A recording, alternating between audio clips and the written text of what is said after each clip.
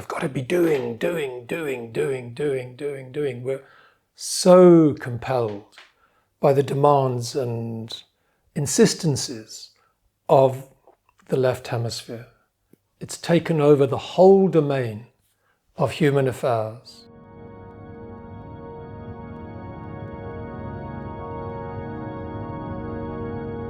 So I'd like to talk today about some ideas that were discussed by Iain McGilchrist in his book, The Master and His Emissary.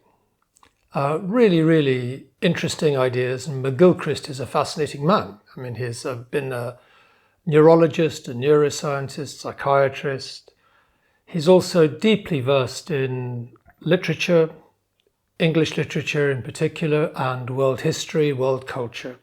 Profoundly learned man with some really rather radical ideas about the nature of the mind, the nature of the brain, and how these interact, how the different facets of the brain have interacted to produce a deep schism in world culture, especially since the Industrial Revolution, urbanization, the Industrial Revolution, and more recently digitalization, and the impact that the divided brain has on our experiencing of the world and what that has done to the cultures that we live and move in today and our history. And the story is a bit like this. If you look at any brain, and this is the birds' brains, lizards' brains, human brains, chimp brains, zebra brains, they're divided. Left and right hemispheres. And to understand the division, you can think in terms of the way in which we attend to the world, the different ways in which we can attend to the world. Now, historically, since the 1950s, when they started actually to split brains for clinical reasons, you know, if someone had a clinical condition which meant that it was more beneficial to actually divide the hemispheres than to leave them intact, even though that could be quite an effect on the person, there would be a net gain if they divided the hemispheres in some conditions.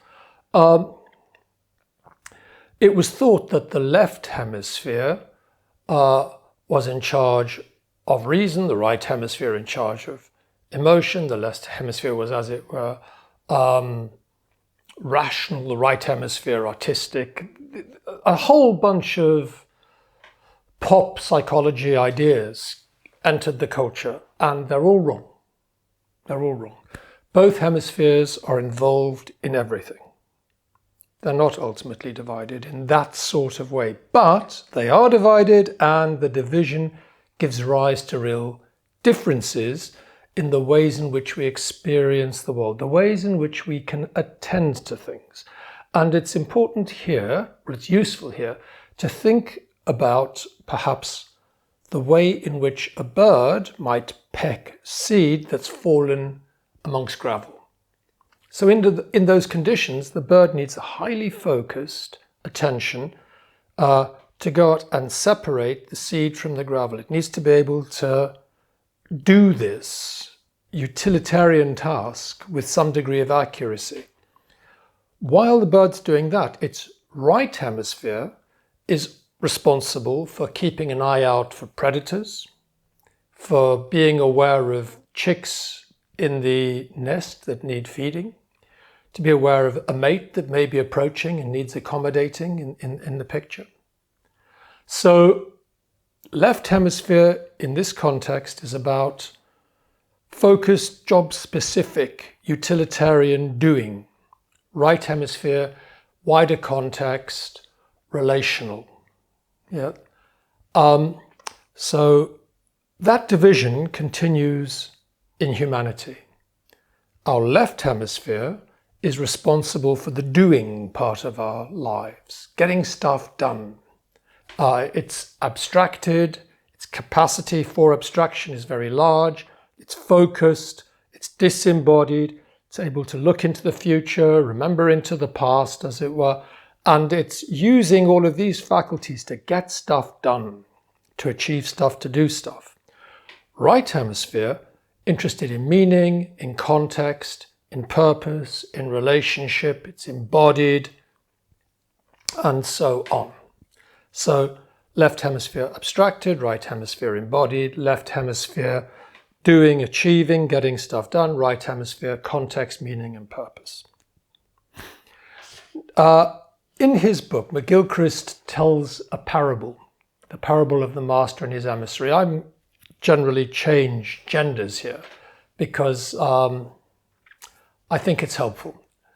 You could think of a master here not so much as a kind of overlord as a spiritual master or a master craftsperson, someone who has mastered a task and someone who has wisdom.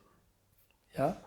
So think about the master in that way, and let's think about a wise spiritual master who governs a realm. And she's wise enough to realize that she needs to keep herself somewhat distant from administration if she's to keep an overview of what is best for her people, for the people who are looking to her for guidance. She's also realizing that the realm is growing too big for her to attend to all the details of it herself. So she appoints a number of emissaries who might go out and govern on her behalf, run things on her behalf. And one day, the smartest and most capable of those emissaries, one whom she nurtured carefully and trained herself, gets to think, I'm really, really good at this governing business. I'm really, really good at this administration. Boy, can I get things done. I'm really ace at getting stuff done. I'm much better at this governing business than the master. And he starts to use her regalia as his own. And in time, he comes back to the capital and he captures and imprisons the master and rules in her stead. And the domain falls into disrepair and ruin. Now, in this story, the emissary is the left hemisphere, getting stuff done, really, really good at that administrative stuff, really, really good at achieving, striving, making things happen. Right hemisphere here is the master, aware of the wider purpose, aware of the wider context, concerned with the wider set of relationships, able to see more deeply and more wholly into what is happening. And what's happened in our culture over time, and in many of our lives over time, and especially with digitalization, the left hemisphere, getting stuff done, abstracted and disembodied, has taken over and imprisoned the right hemisphere.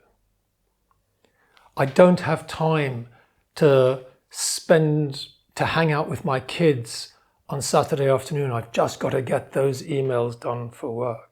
I don't have time to see my friends this evening. I must prepare that slide deck for work. I don't have time to just sit and stare at the trees. I've got to be doing.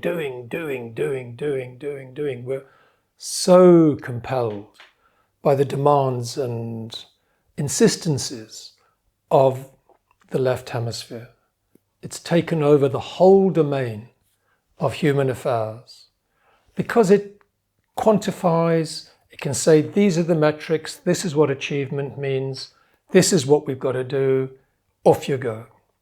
And it drives us. Now, what's called for here is not, and by the way, I'm not saying right hemisphere good, left hemisphere bad, master good, emissary bad. I'm not saying that. It's really important. We need both. We really need both. And it's, the wonderful capacities of our left hemispheres that have enabled us to build civilization, enabled us to thrive over time. It's also produced a few problems in its train, but let's say that, it's just necessary. You can't do without it. But the master needs to lead. That's the point. The left hemisphere needs to serve the master. You need to do your doing in the service of the things that really matter, in the service of the wider context of meaning and purpose, in the service of the wider context of the relationships that matter to you, in the service of what means most to you in your life. When the task takes over and becomes an end in itself, then we're lost.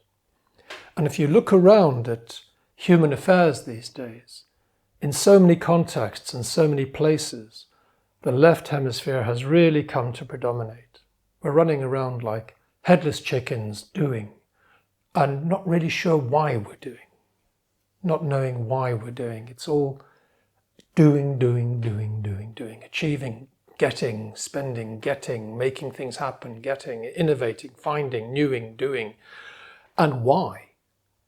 To what end? For what purpose? In what context? All of that is subsidiary. So what we need to do is to rebalance things, to find ourselves much more in a position where the right hemisphere is in charge and the left hemisphere doing is at the behest of the right hemisphere. And that's part of what's involved in the kind of spiritual life that I'm advocating here. A life that is imbued with meaning, with a wider sense of purpose, with a sense of context, with a concern for relatedness and relationship, with a concern for the beauty and wonder all around it, and at the same time able to do its doing in that context.